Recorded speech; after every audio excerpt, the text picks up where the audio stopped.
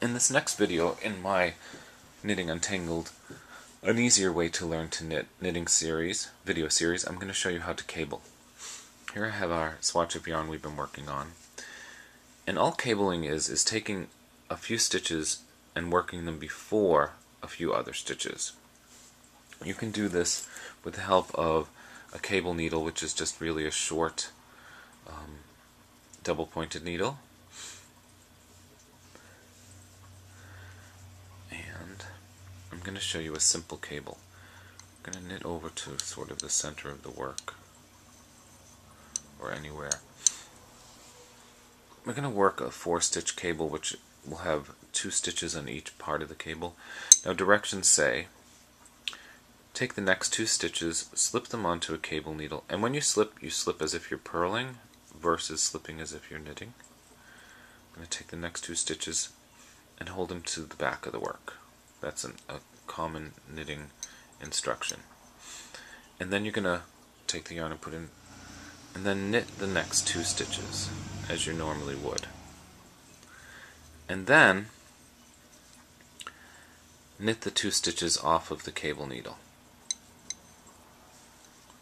I'll show this again. It gets kind of fiddly holding multiple needles, and you can see that the knitting crosses over to the stitches. I'll knit 2 and then do that again. This time I'll hold it to the front of the work. It gives it a little different effect. Take 2, hold it to the front of the work. I'm going to let that needle stay still.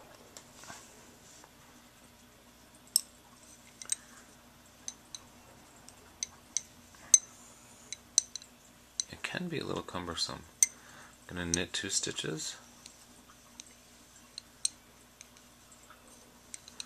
and then I'm going to knit the 2 stitches from the cable needle.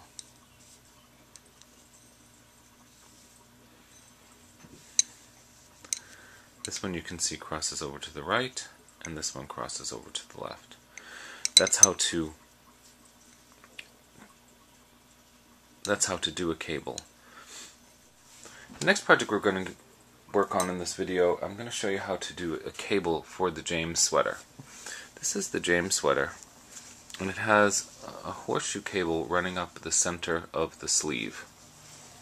It's a handsome little detail, subtle, and it comprises of 10 stitches. The middle 2 stitches are never cabled, so there are 4, 2, and 4, which I think add up to 10.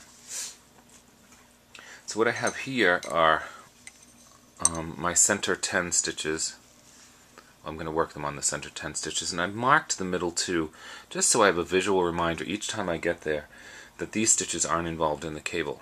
I've knitted 3 because the center 10 are going to be 1, 2, 3, 4, 5, 6, 7, 8, 9, 10 are going to be my cable stitches, and the instructions read to slip the next 3 stitches to a cable needle and hold them to the back of the work. Oh, my needle fell out.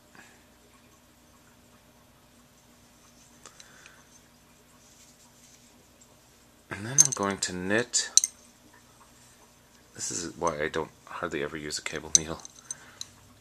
Then I'm going to knit the next stitch. That one still hasn't been. I'm going to knit the next stitch and then knit the stitches from the cable needle. 1, 2, and 3. And then I'm going to knit the next 2 stitches. 1 and 2. I'm going to perform the next cable without a cable needle. I hold 1 to the front, and I'm just going to secure it against the needle with my thumb. I'm going to knit the next 3. 1 and 2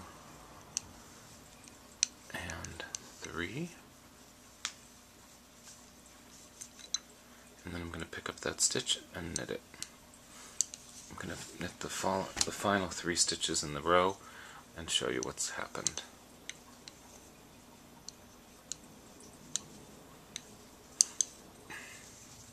What has happened is that stitch crosses over the 3 this way and this way, and as you do that, I think it's every 4 rows, it is, you get that lovely pattern. So that's the cable from the James's sweater.